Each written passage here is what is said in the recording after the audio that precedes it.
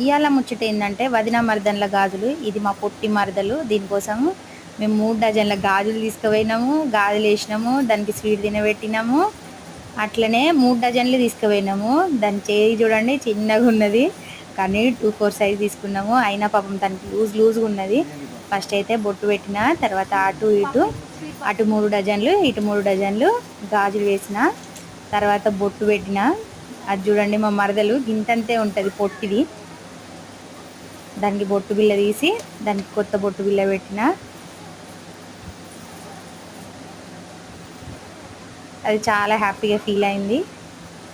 తర్వాత దానికి ఇలా స్వీట్ నోట్లో పెట్టిన. పాపం ఎక్కువ తినలేదు, కొంచెమే తిన్నది.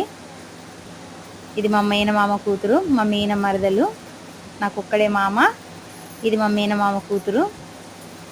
తర్వాత ఇలా నాకు స్వీట్ తినిపించింది. అది చెరి కొంచెం తిన్న తర్వాత వెంటనే మా సిస్టర్ వచ్చింది.